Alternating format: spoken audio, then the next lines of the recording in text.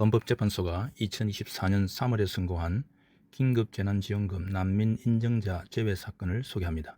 사건의 핵심 쟁점은 코로나19 긴급재난지원금을 외국인인 영주권자와 결혼 이민자에게는 주면서 같은 외국인인 난민 인정자에게는 주지 않는 차별이 평등권 침해로서 헌법에 위반되는가 하는 것입니다.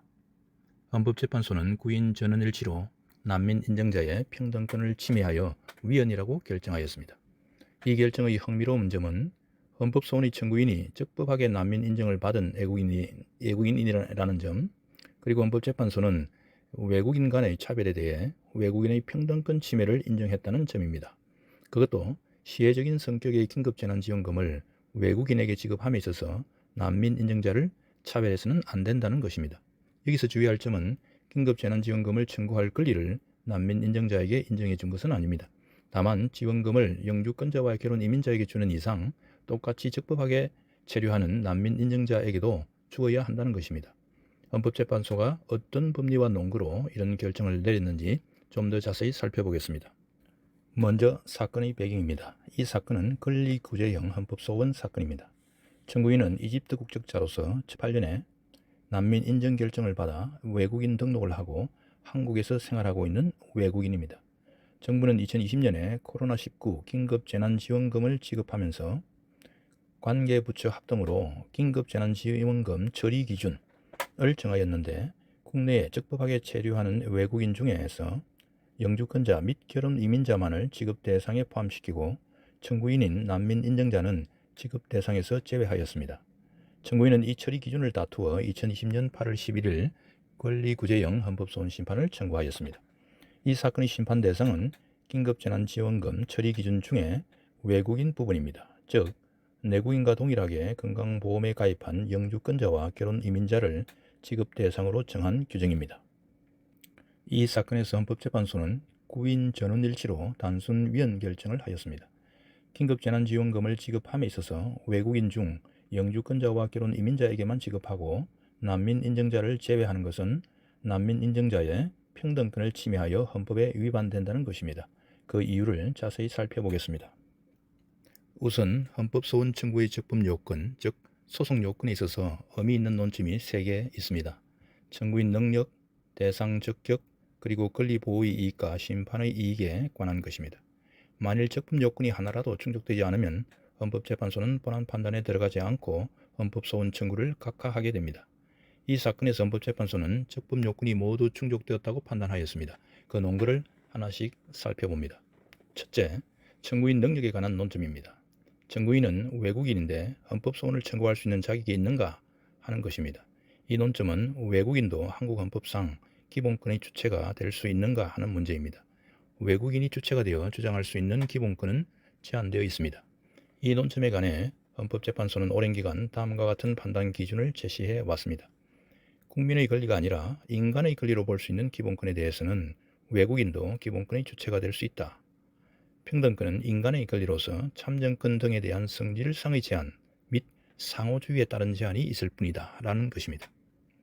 헌법재판소는 긴급재난지원금 지급에 있어서 외국인 사이의 차별 취급을 다투는 본 사안에서 청구인은 기본권 주체성이 인정될 수 있다고 판단하였습니다. 본 사안은 기본권의 성질상 제한을 받는다거나 상호주의가 문제되는 경우가 아니라고 보았습니다. 둘째, 대상 적격에 관한 논점입니다. 권리구제형 헌법소원은 공권력의 행사 또는 불행사를 다투는 것이어야 합니다. 이 사건에서는 관계부처가 합동으로 정한 행정규칙의 하나인 긴급재난지원금 처리 기준이 공권력에 해당하는가 하는 점이 문제됩니다. 이 논점과 관련한 헌법재판소의 판단 기준은 다음과 같습니다. 법규 명령이 아닌 행정규칙은 일반적으로 행정조직 내부에서만 효력을 가지는 것이지만 두 가지 경우에는 대외적 구속력을 갖는 법규로서의 성격을 지닌다는 것입니다. 하나는 법령에서 법령의 내용을 보충하도록 행정관청에게 권한을 부여한 경우 그에 따라 마련된 행정규칙입니다. 이것을 법령 보충적 행정규칙이라고 통상 표현합니다.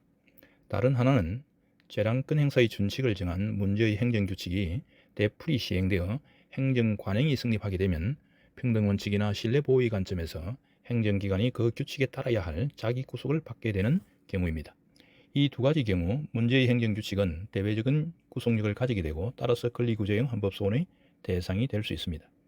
헌법재판소는 이 사건 긴급재난지원금 처리 기준이 자기 구속을 받는 행정규칙이라고 보았습니다. 즉, 이 처리 기준은 재량준칙의 성격을 가진 행정규칙이지만 이 처리 기준의 직접적인 상대방인 각 지방자치단체는 이 기준에 따라 긴급재난지원금 지급 사무를 처리할 수밖에 없고 이 사건에서도 청구인은 이 기준에 따라 지급을 거부당했으므로 이 사건 처리 기준은 대외적 구속력이 있는 공권력의 행사로서 헌법소원의 대상이 된다고 판단하였습니다.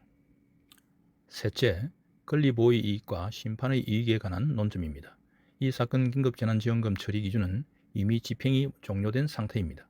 그러므로 만일 헌법재판소가 이 처리 기준의 효력을 상실시킨다고 하더라도 청구인의 권리가 보호될 가능성이 있는가 하는 문제입니다. 이 논점에 관한 헌법재판소의 판단 기준은 다음과 같습니다. 즉, 권리보호 이익은 없더라도 기본권 침해가 반복될 가능성이 있고 헌법적 해명의 필요성이 있는 경우에는 심판의 이익이 인정된다는 것입니다.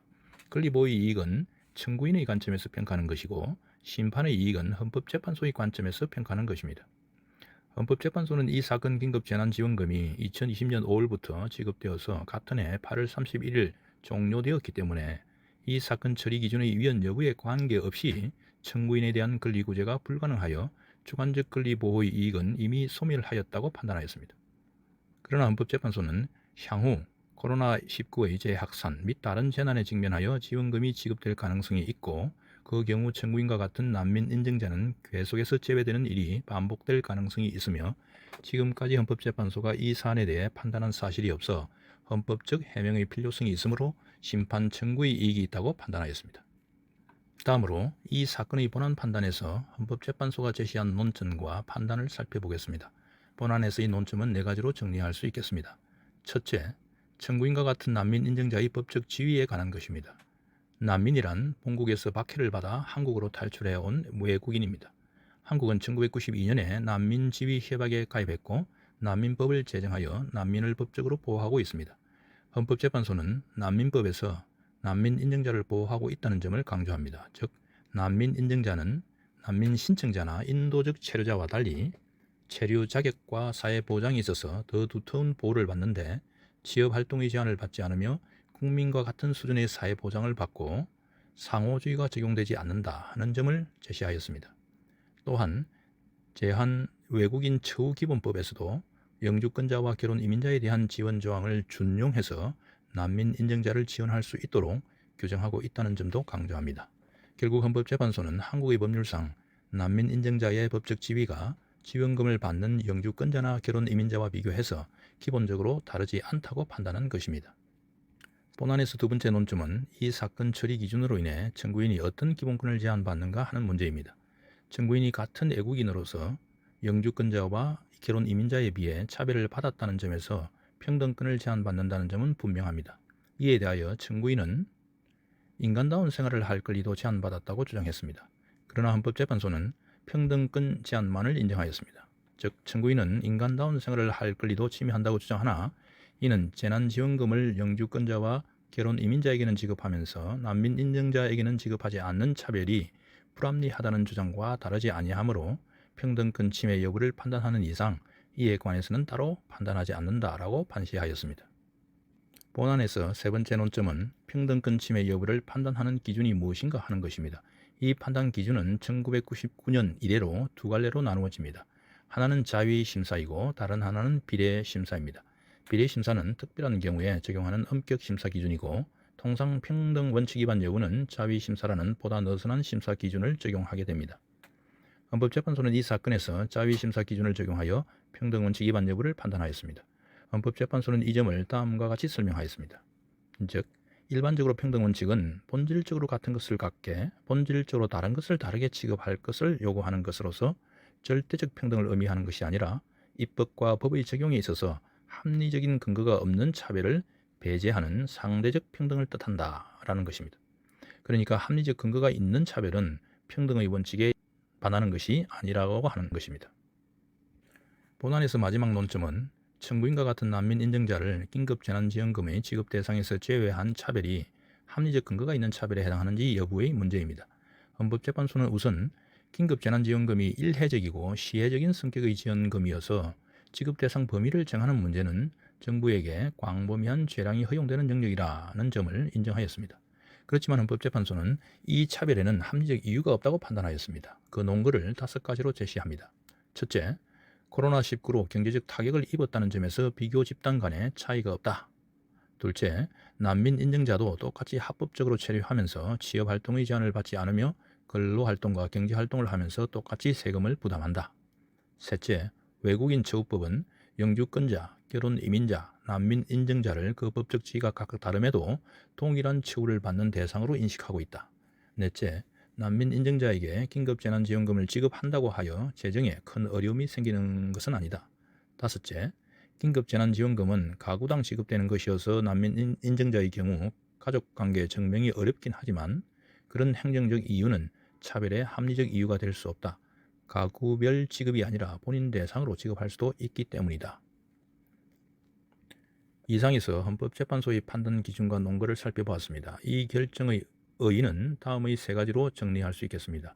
첫째, 이 결정은 외국인 간의 차별에 대해 평등권 침해를 인정한 몇 안 되는 사례입니다.